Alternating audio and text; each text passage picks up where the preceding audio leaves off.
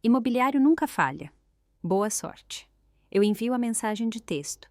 Os meus dedos firmes, apesar do terremoto acontecer dentro do meu peito. 20 minutos antes, o meu marido Duarte tinha acabado de destruir 15 anos de planeamento financeiro cuidadoso com uma única mensagem do seu suposto fim de semana de caça na Serra da Estrela. O atrevimento era de cortar a respiração.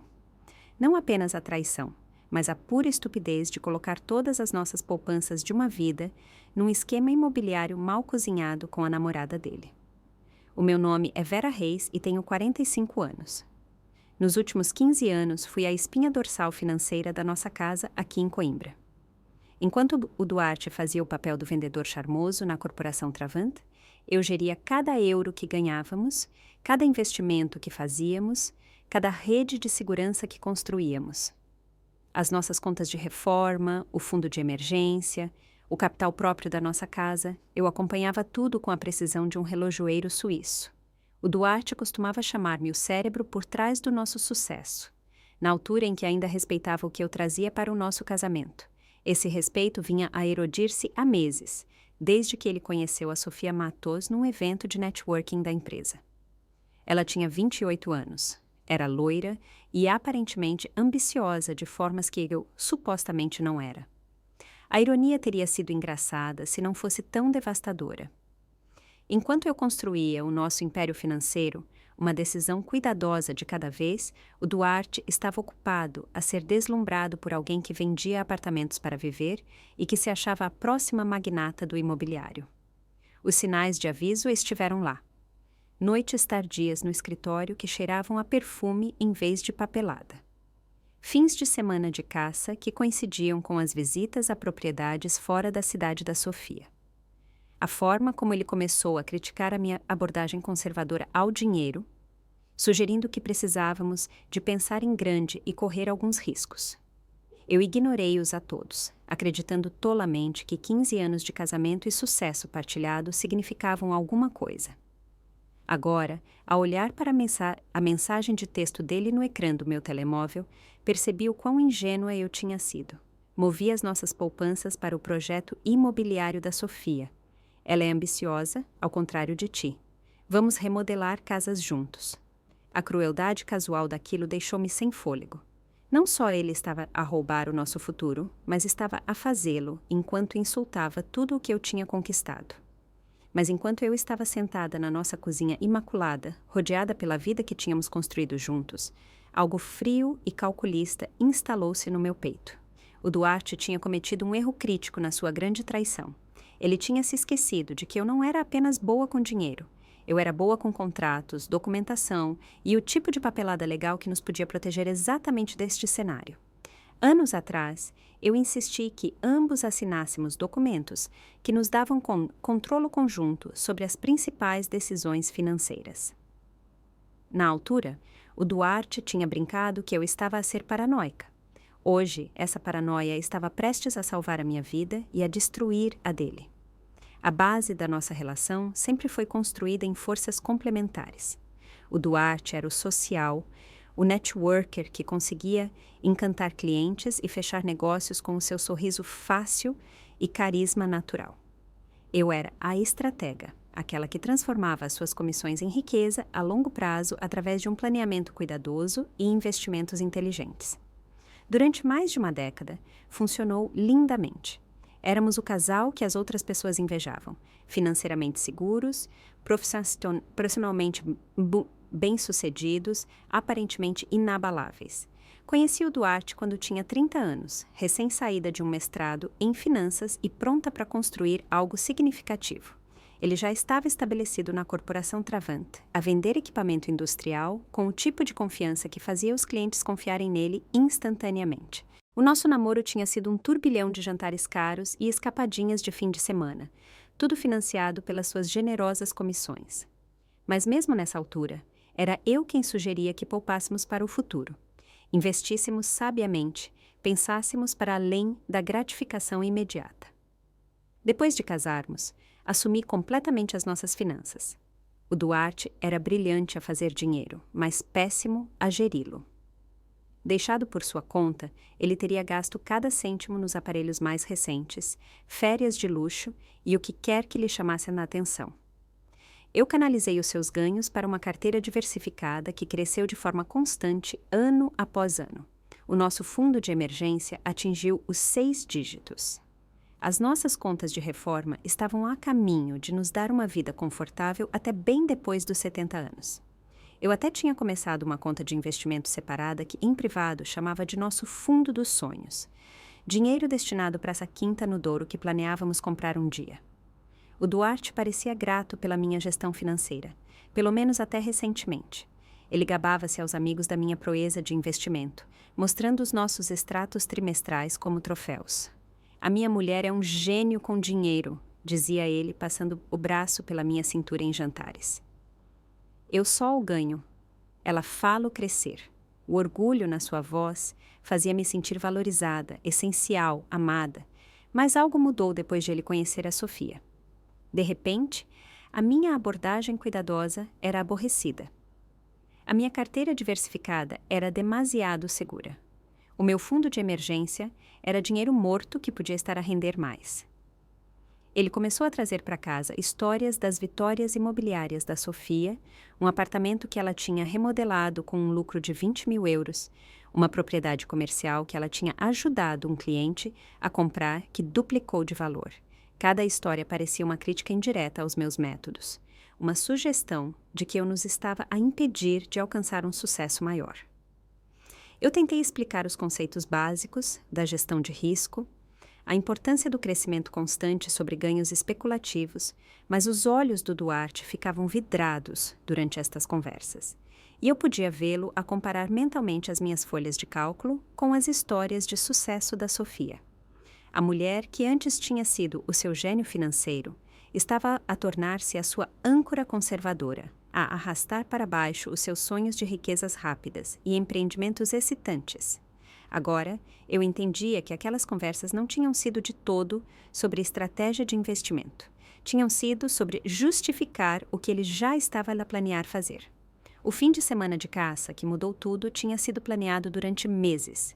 O Duarte e os seus amigos da Corporação Travant tinham supostamente reservado uma cabana nas montanhas da Serra da Estrela, completa com guias e todo o equipamento de que precisariam para o que o Duarte chamou de um verdadeiro fim de semana de homem. Ele tinha estado invulgarmente entusiasmado com a viagem, comprando roupas de caça novas e passando horas a pesquisar a área online. Na altura, eu fiquei feliz por vê-lo entusiasmado com algo que não envolvia críticas às minhas escolhas financeiras.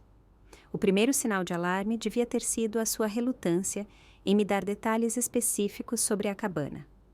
Quando pedi a morada em caso de emergência, ele dispensou-me, dizendo que a cobertura de rede seria péssima de qualquer maneira e que eu devia simplesmente relaxar e aproveitar a casa só para mim. O segundo sinal de alarme foi a sua insistência em levar o nosso tablet para descarregar algumas aplicações de caça, apesar das suas queixas habituais de que a tecnologia estragava a experiência ao ar livre. Mas eu confiei nele. Depois de 15 anos de casamento, por que não confiaria? A mensagem de texto chegou no sábado à tarde, enquanto eu reorganizava o nosso escritório em casa. Eu estava a atualizar as nossas folhas de cálculo de investimentos, notando o crescimento constante nas nossas contas, quando o meu telemóvel vibrou com uma mensagem que estilhaçou o meu mundo. Movi as nossas poupanças para o projeto imobiliário da Sofia. Ela é ambiciosa, ao contrário de ti. Vamos remodelar casas juntos. Fiquei a olhar para o ecrã durante um minuto inteiro, o meu cérebro a recusar-se a processar o que estava a ler. Depois, peguei no nosso portátil e entrei nas nossas contas bancárias com os dedos a tremer. A conta poupança conjunta, que ontem continha 87 mil euros, mostrava agora um saldo de 300 euros. A nossa conta do mercado monetário estava vazia. Até o fundo de emergência que eu construí ao longo de 10 anos tinha desaparecido. Mas foi a segunda mensagem que revelou verdadeiramente a profundidade da sua traição. Não te des ao trabalho de ligar. Estamos a investir em algo real, pela primeira vez. A Sofia sabe o que está a fazer. Esta é a nossa oportunidade de realmente fazer dinheiro a sério, em vez de o esconder em contas aborrecidas. O desprezo casual por tudo o que eu tinha construído Tudo o que tínhamos alcançado juntos atingiu-me como um golpe físico. 15 anos de planeamento cuidadoso, sacrifício e pensamento estratégico reduzidos a contas aborrecidas. A mulher que tinha transformado as suas comissões esporádicas em riqueza genuína era, aparentemente, apenas um peso morto a atrasar o seu espírito empreendedor. Fui até a janela da nossa cozinha e olhei para a nossa vizinhança. As casas bonitas, os relvados bem cuidados, a vida que tínhamos conseguido pagar por causa da minha gestão financeira aborrecida. Depois pensei na Sofia Matos com as suas publicações vistosas nas redes sociais sobre propriedades de luxo e a sua aparente capacidade de convencer o meu marido de que atirar as nossas poupanças de uma vida para o seu empreendimento empresarial não testado era, de alguma forma, um investimento inteligente. Foi aí que o choque começou a cristalizar-se em algo muito mais perigoso: fúria fria e calculada.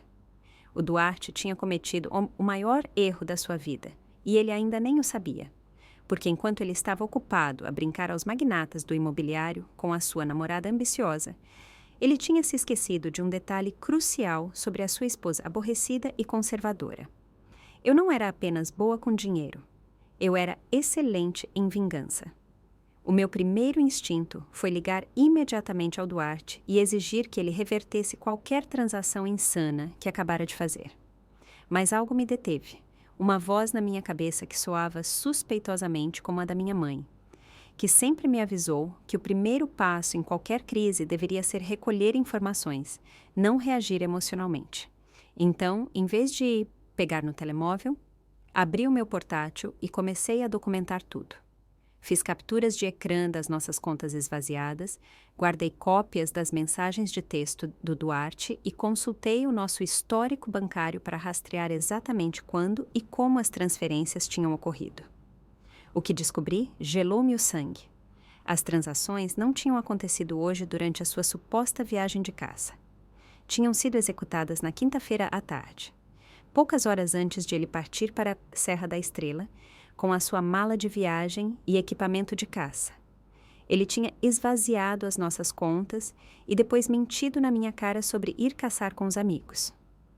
Mas a verdadeira revelação veio quando investiguei mais a fundo os detalhes da transferência. O dinheiro não tinha ido para nenhuma empresa de investimento imobiliário legítima. Tinha sido transferido diretamente para uma conta pessoal pertencente a Sofia Matos. Não a conta da empresa dela, não um fundo de investimento corporativo. A conta à ordem pessoal dela. O que significava que isto nem sequer era um verdadeiro empreendimento empresarial. Era ou um empréstimo pessoal à namorada dele ou, mais provavelmente, a sua maneira de financiar a nova vida deles juntos enquanto me deixava sem nada. O nível de premeditação era espantoso. Isto não foi uma decisão de impulso tomada durante um fim de semana romântico. O Duarte andava a planear isto há semanas, talvez meses, enquanto eu atualizava as nossas folhas de cálculo de investimentos e planeava o nosso futuro financeiro. Ele estava a preparar-se sistematicamente para roubar tudo o que tínhamos construído juntos.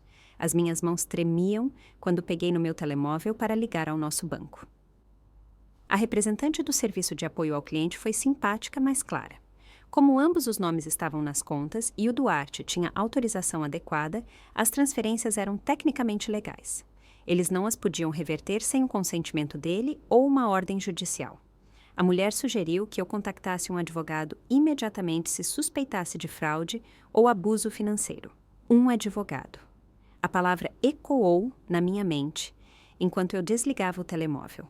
Há 6 meses, depois de ouvir demasiadas histórias sobre amigos a serem apanhados de surpresa por cônjuges infiéis, eu tinha feito algo de que o Duarte tinha gozado como sendo paranoico. Eu tinha consultado a Judite Brandão, uma das advogadas de divórcio mais implacáveis de Coimbra. Não porque suspeitasse de algo, mas porque acreditava em estar preparada para todos os cenários possíveis. O Duarte tinha se rido quando lhe contei sobre os honorários da consulta, chamando-a de um desperdício de dinheiro e brincando que eu já estava a planear o nosso divórcio. Hoje, essa consulta estava prestes a tornar-se o melhor investimento que eu alguma vez tinha feito.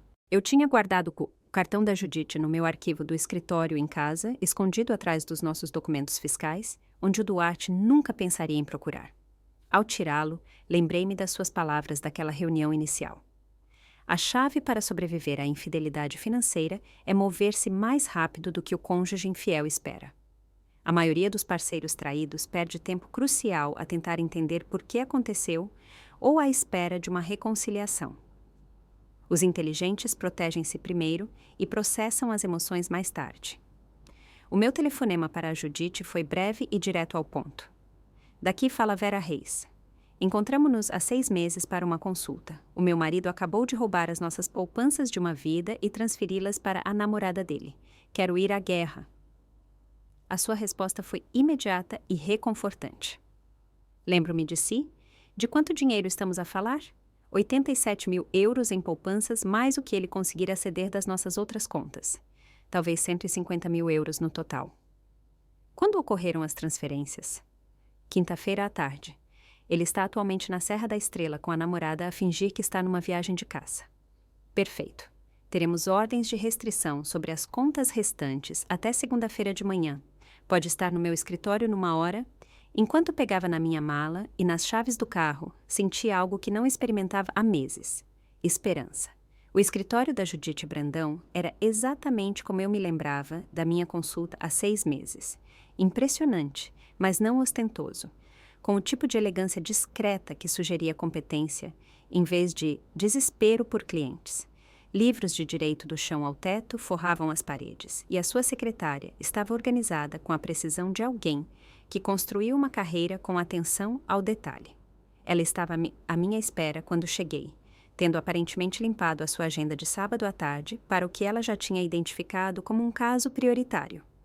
Mostre-me tudo, disse ela sem preâmbulos, gesticulando para essa cadeira em frente à sua secretária. Entreguei-lhe o meu telemóvel com as mensagens de texto do Duarte e abri o meu portátil para exibir os registros bancários que eu tinha compilado. A expressão da Judite permaneceu neutra enquanto ela revia as provas, mas eu notei o ligeiro aperto ao redor dos seus olhos, que sugeria que ela já tinha visto este tipo de traição antes e sabia exatamente como responder. O seu marido cometeu vários erros críticos, disse ela depois de rever tudo. Primeiro, ele documentou a sua intenção por escrito. Estas mensagens de texto mostram evidências claras de abuso financeiro e potencialmente de deturpação fraudulenta de ativos. Segundo, ele transferiu fundos conjugais para um terceiro sem o seu consentimento, o que viola os acordos de controlo conjunto que vocês assinaram anos atrás. E terceiro, ele está atualmente fora do distrito, o que nos dá uma janela para agir antes que ele possa fazer quaisquer movimentos adicionais. Ela pegou num bloco de notas legal e começou a escrever notas com a velocidade de alguém a ditar uma estratégia para si mesma. Aqui está o que vamos fazer. Segunda-feira de manhã, vou entrar com um pedido de providência cautelar para congelar todas as contas conjuntas restantes. Também solicitaremos uma ordem de restrição temporária, impedindo-o de aceder a quaisquer bens conjugais até que um tribunal possa rever a situação. O facto de ele ter transferido dinheiro para a conta pessoal da namorada em vez de uma entidade comercial legítima joga fortemente a nosso favor. Mas foram as suas palavras seguintes que me fizeram endireitar na cadeira. Mais importante, vamos intimar todos os registros financeiros relacionados a este suposto empreendimento imobiliário. Se a Sofia Matos aceitou fundos conjugais sob falsos pretextos, se isto não for realmente um investimento comercial legítimo, ela poderá enfrentar responsabilidade civil por receber bens roubados. As implicações atingiram-me imediatamente. Quer dizer que ela pode ser legalmente responsável por devolver o dinheiro? Potencialmente sim, e se conseguirmos provar que ela sabia que os fundos foram retirados sem o seu consentimento, as penalidades tornam-se muito mais severas. O sorriso da Judite era afiado e profissional. Já vi este padrão antes. Mulheres mais jovens que se envolvem com homens casados muitas vezes não entendem que se estão a tornar vulneráveis a ações legais quando aceitam dinheiro que não lhes pertence por direito. Ela continuou a delinear a nossa estratégia, explicando como iríamos documentar cada aspecto do engano do Duarte e construir um caso que não só protegeria os meus bens restantes, mas potencialmente recuperaria o que ele já tinha roubado. A abordagem abrangente era exatamente o que eu esperava. Agressiva, completa e projetada para apanhar o Duarte completamente de surpresa. Há mais uma coisa, acrescentou a Judite, recostando-se na cadeira. O álibi da viagem de caça do seu marido, na verdade, joga a nosso favor. Se ele tem publicado sobre o seu fim de semana nas redes sociais, enquanto simultaneamente afirma que está nas montanhas sem cobertura de rede, podemos usar isso para demonstrar um padrão de engano. As traições modernas deixam pegadas digitais que as gerações anteriores não poderiam ter imaginado. Quando saí do escritório dela 1 hora depois, senti a sensação mais estranha. Alívio misturado com antecipação. Durante meses, eu estive a ver o meu casamento a deteriorar-se, sem entender por quê ou como pará-lo. Agora, eu tinha um plano, um cronograma e uma advogada que entendia exatamente como virar a traição do Duarte contra ele. O fim de semana de caça, que deveria marcar o início da sua nova vida com a Sofia, estava prestes a tornar-se o maior erro que ele alguma vez cometeu. Domingo à noite, trouxe a primeira fenda na narrativa cuidadosamente construída do Duarte. Ele ligou pouco antes das 20 horas, a sua voz artificialmente alegre, enquanto descrevia a sua incrível experiência de caça e o enorme veado que o seu amigo Bruno supostamente tinha abatido. Mas eu conseguia ouvir algo mais por baixo do entusiasmo fabricado, uma energia nervosa, como alguém a ensaiar uma história em que não estava totalmente confiante. Os rapazes querem ficar mais um dia, disse ele, as palavras a saírem um pouco rápido demais. Surgiu uma oportunidade de seguir este cervo que os guias acham que podemos encontrar. Talvez eu não volte até terça-feira à noite. Claro que ele queria prolongar a sua viagem, mais tempo com a Sofia. Mais tempo para solidificar os seus planos antes de enfrentar as consequências do que ele tinha feito. Mas a sua mentira transparente deu-me exatamente o que eu precisava. Tempo adicional para implementar a estratégia da Judite antes que ele percebesse o que estava a acontecer. Isso parece maravilhoso, respondi, mantendo a minha voz calorosa e solidária. Certifica-te de que tiras umas boas fotos para as tuas redes sociais. Sei o quanto gostas de partilhar as tuas aventuras. A pausa que se seguiu disse-me tudo o que eu precisava de saber. O Duarte tinha estado tão focado em criar o seu álibi de caça que se tinha esquecido do rastro digital que andava a deixar. Se ele estivesse realmente nas montanhas sem cobertura de rede, como é que ele tinha conseguido enviar-me mensagens de texto detalhadas sobre investimentos imobiliários? E mais importante, o que é que ele tinha realmente andado a publicar online enquanto supostamente estava desligado da civilização? Depois de desligar, passei a noite a conduzir a minha própria investigação. As contas de redes sociais do Duarte contavam uma história fascinante. Na quinta-feira, ele tinha publicado uma foto de equipamento de caça espalhado na nossa cama com a legenda: "Pronto para um verdadeiro fim de semana de homem na natureza". Na sexta-feira, não houve publicações, consistente com estar numa área sem cobertura de rede. Mas no sábado à tarde, por volta da altura em que ele me tinha enviado a mensagem devastadora sobre a transferência das nossas poupanças, ele tinha publicado uma foto de uma refeição cara num restaurante na Serra da Estrela com a legenda: "Às vezes, o alojamento de caça surpreende-te com comida incrível". Um alojamento de caça com empratamento de qualidade de restaurante e o que parecia ser calda de lagosta. Fiz uma captura de ecrã e adicionei-a ao meu crescente arquivo de provas. Mas a verdadeira revelação veio quando verifiquei as contas de redes sociais da Sofia. Ela tinha sido muito menos cuidadosa em manter a ficção. A sua história no Instagram de sábado mostrava um brinde com champanhe, com unhas perfeitamente cuidadas e o que parecia ser um quarto de hotel caro ao fundo. A data e hora correspondiam exatamente a quando o Duarte me tinha enviado as suas cruéis mensagens de texto sobre o empreendimento imobiliário deles. Eu guardei tudo. Capturas de ecrã, carimbos de data e hora, até os metadados das fotos, que provariam onde tinham sido tiradas. Quando terminei de documentar o fim de semana deles, eu tinha um registro abrangente do seu engano que tornaria a história da viagem de caça do Duarte completamente impossível de manter. A manhã de segunda-feira não podia chegar rápido o suficiente. Eu tinha passado o fim de semana a mover-me entre a fúria e o cálculo. Mas agora sentia algo completamente diferente. A fria satisfação de ter informações superiores e uma estratégia melhor que os meus oponentes. O Duarte pensava que estava ali a jogar um jogo onde ele tinha todas as cartas. Ele tinha roubado o nosso dinheiro, assegurado o futuro da sua namorada e deixado-me sem nada além de confiança quebrada e contas vazias. O que ele não percebia era que ele tinha estado a jogar xadrez enquanto eu me preparava para a guerra. Às 7 horas da manhã de segunda-feira, eu estava sentada no meu carro à porta do escritório da Judite, com um café e uma pasta cheia de provas que transformariam o triunfo do Duarte na sua queda. O meu telemóvel vibrou com uma mensagem dele. Saudades, querida. Mal posso esperar para chegar a casa e partilhar todas as histórias de caça. Eu sorri enquanto escrevia a minha resposta. Mal posso esperar para ouvir cada detalhe. Tenho a certeza de que será fascinante. Em poucas horas, o Duarte descobriria que a sua esposa aborrecida e conservadora tinha estado muito mais ocupada durante o seu fim de semana de caça do que ele poderia ter imaginado. O ataque relâmpago da Judite na manhã de segunda-feira foi uma obra-prima de precisão legal. Pelas 10 horas, ela tinha apresentado providências cautelares no Tribunal de Família, solicitando o congelamento imediato de todas as nossas contas conjuntas restantes. Ao meio-dia, ela tinha notificado a Corporação Travant com uma intimação exigindo todos os registros relacionados com os recentes pedidos de folga e relatórios de despesas do Duarte.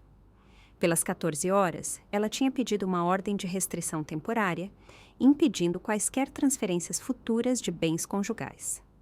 Mas a verdadeira devastação veio quando ela notificou a Sofia Matos com uma ação cível exigindo a devolução imediata dos 87 mil euros, mais juros e honorários de advogado. A namorada do seu marido acabou de descobrir que aceitar fundos conjugais roubados a torna legalmente responsável pela restituição. Informou-me a Judite durante o nosso telefonema da tarde. O seu empreendimento imobiliário está prestes a tornar-se muito caro. A velocidade das ações da Judite apanhou todos de surpresa. O Duarte ainda estava na Serra da Estrela, felizmente inconsciente de que o seu mundo financeiro estava a desmoronar-se. A Sofia estava a correr para encontrar um advogado que explicasse como ela se tinha tornado subitamente ré numa ação cível. E eu estava a descobrir que a vingança servida eficientemente era infinitamente mais satisfatória do que a vingança servida quente. O primeiro telefonema veio do departamento de fraudes do nosso banco, informando-me que tinham sido colocadas bandeiras de atividade suspeita em todas as contas associadas ao meu número de contribuinte. O segundo telefonema veio do supervisor do Duarte na Corporação Travant, a perguntar se eu sabia por que o departamento jurídico deles tinha recebido intimações relacionadas com as recentes despesas de viagem do meu marido. Mas o telefonema mais satisfatório veio de Bruno Moraes, um dos supostos companheiros de caça do Duarte. Vera, estou muito confuso, disse ele, a sua voz incerta. Um escritório de advogados ligou a perguntar sobre a nossa viagem de caça este fim de semana, mas o Duarte disse-nos há semanas que teve de cancelar por causa de uma emergência familiar. Nós fomos sem ele. Está tudo bem? Estava tudo perfeito. Terça-feira à tarde trouxe as primeiras fissuras na compostura do Duarte. Ele ligou da estrada, supostamente a conduzir de volta da sua bem-sucedida expedição de caça, mas a sua voz carregava um tom de pânico que ele não conseguia esconder completamente. Vera, fizeste alguma coisa com as nossas contas bancárias? Tentei aceder à nossa conta à ordem para meter gasolina e está a mostrar algum tipo de restrição. Deixei o silêncio estender-se por um momento antes de responder com uma preocupação cuidadosamente calibrada. Isso é estranho. Não mexi em nada. Talvez devesses ligar ao banco quando chegares a casa. Sabes como eles se tornaram paranoicos com atividades invulgares. Atividades invulgares? A sua voz subiu de tom. Que tipo de atividades invulgares? Oh, não sei. Talvez grandes transferências ou transações fora do distrito. Sabes como são os bancos hoje em dia? Fiz uma pausa, depois acrescentei com perfeita inocência. Como foi a caça, já agora? Tiveste boa cobertura de rede aí nas montanhas? As tuas mensagens de texto chegaram tão nítidas. O silêncio que se seguiu disse-me que ele estava ali começar a entender que o seu fim de semana de triunfo estava prestes a tornar-se algo muito diferente. Quando o Duarte finalmente chegou a casa nessa noite, eu estava à espera na nossa sala de estar com uma chávena de chá e uma pasta de arquivo. Ele parecia exausto, e não da caça. As suas roupas de caça de marca estavam suspeitosamente limpas para alguém que supostamente passou 3 dias a seguir servos pelo terreno montanhoso. Precisamos de conversar, disse ele, deixando a sua mala de viagem junto à porta. Sim, precisamos. Gesticulei para a cadeira à minha frente. Senta-te, Duarte. Vamos discutir a tua estratégia de investimento imobiliário. A cor desapareceu do seu rosto quando ele reconheceu os documentos legais a saírem da minha pasta. O seu fim de semana de caça tinha oficialmente terminado. E a sua educação sobre as consequências da traição financeira estava prestes a começar. Ao refletir sobre o desmantelamento rápido e completo dos seus planos, percebi que a vingança, quando executada com precisão e inteligência, era de facto um prato que se serve frio e eficientemente.